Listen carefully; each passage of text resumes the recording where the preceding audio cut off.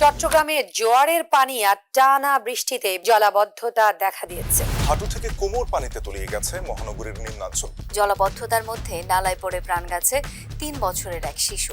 মধ্যরাত থেকে টানা বৃষ্টি আবারও ভয়াবহ জলাবদ্ধতার কবলে বন্দরনগরী চট্টগ্রাম। চট্টগ্রামে খালের মুখে বাঁধ দেয় চট্টগ্রামে জলাবদ্ধতা নিরসনের মেগা প্রকল্পের কাজ শুরুর 1 বছর পরও সুফল পাচ্ছে না নগরবাসী। প্রতি বর্ষাতেই একই দৃশ্য, পানির নিচে সড়ক, দোকানপাট বন্ধ, পরীক্ষা বাতিল, ঘন্টার পর ঘন্টা আটকা কর্মজীবী মানুষ। এই জলাবদ্ধতা দূর করার জন্য চলতেছে 14,000 কোটি টাকার প্রকল্প। কিন্তু এত টাকার প্রকল্পের পরও কেন বারবার একই সমস্যা, একই দুর্দশা? প্রকল্পগুলো শেষ হলে কি সত্যি জলাবদ্ধতা কমে যাবে, নাকি সমস্যাটা অন্য জায়গায়? মানে এমন হতে পারে না প্রকল্পে নয়, পরিকল্পনাতেই গলদ? আচ্ছা, কখনো কি এরকম শুনেছেন একটা খালের সৌন্দর্য বাড়াতে খালটির তলদেশে সিমেন্ট দিয়ে ঢেকে দেওয়া হয়? 2003-04 সালের দিকে এই অসম্ভবকে সম্ভব করেছিলেন চট্টগ্রামের একজন মেয়র।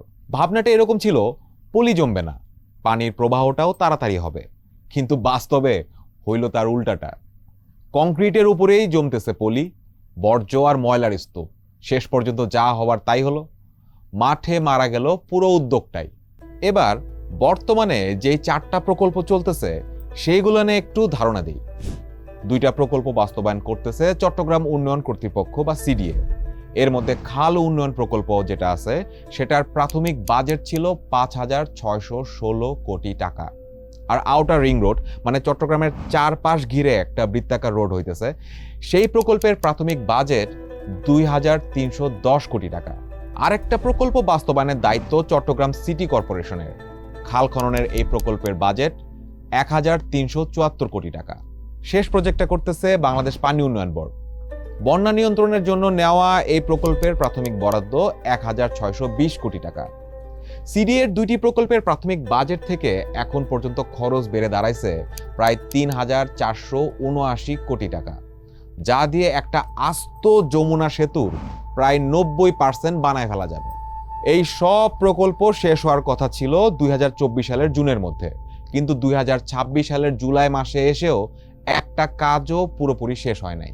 এখন একটা অবভিয়াস প্রশ্ন উঠে আসে, প্রকল্পগুলো যদি 100%ও সম্পন্ন হয় তাহলেও কি চট্টগ্রামের এই করুণ জলাবদ্ধতার দিন শেষ হবে? এক কথায় যদি বলি, না। কিন্তু কেন?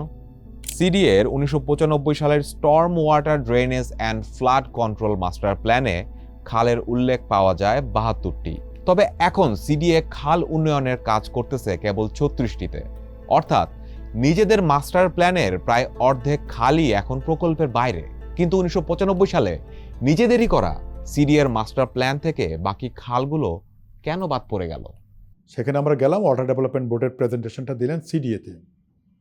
তখনকার সিডিএর চেয়ারম্যান সাহেব বলল আমাকে, এই ওনার চিফ ইঞ্জিনিয়ারকে বলেছে পেন ড্রাইভে ওনাদের এটা নিয়ে নাও তো, হ্যাঁ আমি একটু পরে স্টাডি করে দেখবো, আমাদের কোনো বক্তব্য থাকলে আমরা জানাবো।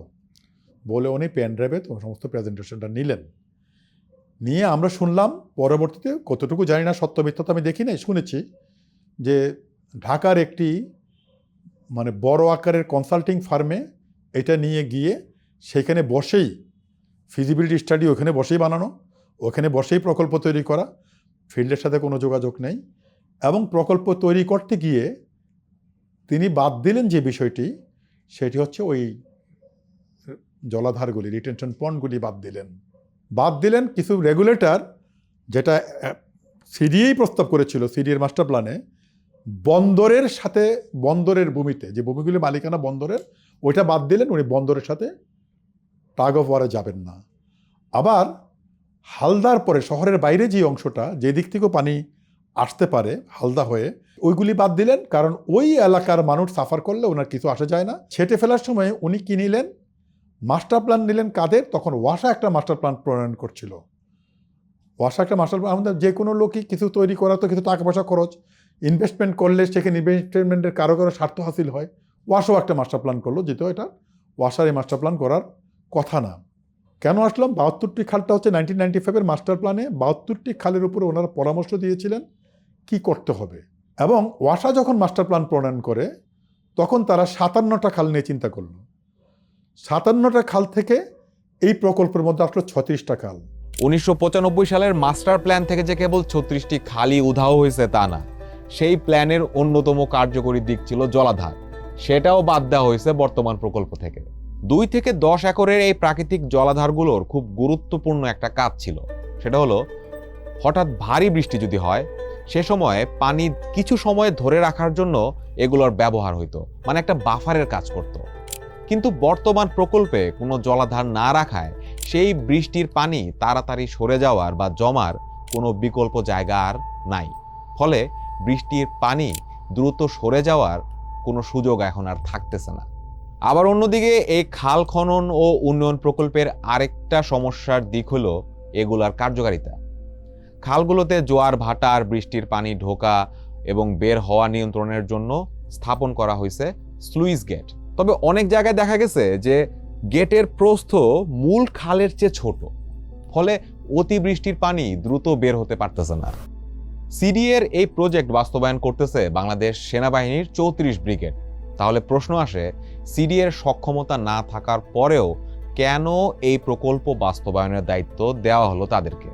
তদানীন্তন মেয়র, সিটি কর্পোরেশনের মেয়রকে তখনকার প্রধানমন্ত্রী পছন্দ করতেন না, কোনো কারণে ক্ষুব্ধ ছিলেন। ওনাকে শায়েস্তা করতে গিয়ে শায়েস্তা করলো চট্টগ্রামবাসীকে।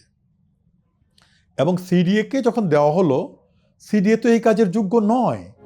সিডিএর এই 2টা প্রকল্প শেষ হলে এগুলোকে হ্যান্ড ওভার করা হবে সিটি কর্পোরেশনের কাছে। আর সেখানে অপেক্ষা করতেছে শেষ সমস্যাটি। প্রকল্পগুলো সাস্টেইন না করার পেছনে 4টি মূল কারণ আছে বলতেছেন এই নগর পরিকল্পনাবিদ। প্রথমত, সিটি কর্পোরেশনের দক্ষ ও কারিগরি জনবলের অভাব। দ্বিতীয়ত, আধুনিক ড্রেনেজ রক্ষণাবেক্ষণের জন্য প্রয়োজনীয় ইকুইপমেন্ট নাই, মানে ভিন্ন ইকুইপমেন্ট দরকার। সুনির্দিষ্ট অপারেশনাল নির্দেশনা বা ম্যানুয়াল না থাকা। এবং চতুর্থত, অর্থের কোনো স্থায়ী যোগান না থাকা। এখন পর্যন্ত এই প্রকল্পকে সাস্টেইন করানোর কোনো উদ্যোগ দৃশ্যমান নয়, বরং সিডিএ চাচ্ছে যতটুকু কাজ হয়েছে, যে পর্যায়ে হয়েছে, সিটি কর্পোরেশনকে ঠেলে দেওয়ার জন্য। কিন্তু আর আমরা বলে আসছি, কে তার রক্ষণাবেক্ষণ করবে একটা সংস্থাকে আগে ঠিক করতে হবে। হয় কোনো সংস্থাকে ঠিক করতে হবে অথবা কোনো সংস্থা তৈরি করতে হবে। আমি এই ড্রেনেজ প্রজেক্ট যদি ওই ম্যানুয়াল এবং প্রতিষ্ঠানকে যদি ওই 4টা পয়েন্টে সক্ষম করে গড়ে তোলা না হয়, তাহলে 2 বছরের মধ্যেই এই প্রকল্প ধ্বংস হয়ে যাবে। কেন 14,000 কোটি টাকার বেশি খরচ করার পরও এই প্রকল্পগুলো ব্যর্থ হওয়ার সম্ভাবনা তৈরি হয়েছে, সে ব্যাপারে আমরা কথা বলেছিলাম সিডিআর বর্তমান চেয়ারম্যানের সাথে। তাদেরকে 36টা খাল করার জন্য নির্ধারণ করে দিয়েছে এবং অ্যালাইনমেন্টও তারা ঠিক করে না। অ্যালাইনমেন্টটা কিন্তু পরবর্তী পর্যায়ে আর্মিরা ঠিক করেছে। কারণ আপনি যে কোনো উন্নয়নমূলক কাজ করতে হলে আগে কোন স্থানে করবে সেই জায়গাটা অধিগ্রহণ করতে হবে। তারপরে যখন অধিগ্রহণকৃত আপনি ফ্রেশ জায়গা পাবেন, তখন এই কাজটি নির্দিষ্ট সময়ের ভিতরে করার একটা সুযোগ থাকে। তাদেরকে নির্ধারণ করে দেওয়া হয়েছে 36টি খাল। আর বাকি খাল যেটা আপনি বললেন যে মাস্টার প্ল্যান অনুযায়ী নির্ধারণ করা ছিল, এই খালগুলা এখন মরা খাল হয়ে গেছে, এগুলা সব দখল হয়ে গেছে। কাজেই সবগুলা খাল যদি সংস্কার না হয়, জলবদ্ধতা থেকে আপনাকে পরিত্রাণ পেতে কষ্ট হবে। অপরিপক্ষ লোক দিয়া কিন্তু এই কাজগুলা করানো যাবে না, প্রশিক্ষিত লোক দিয়ে এই কাজ করাতে হবে এবং এটার জন্য ভালো ফান্ডিং থাকতে হবে। আদারওয়াইজ যদি এটা সংস্কার না করা হয়, তাহলে 14,500 কোটি টাকা গেছে, বাকি খালগুলোর জন্য এই পরিমাণ টাকা যাবে, টাকাই যাবে, কিন্তু নগরবাসী হয়তো সেটার একটা ভালো রেজাল্ট পাবে না।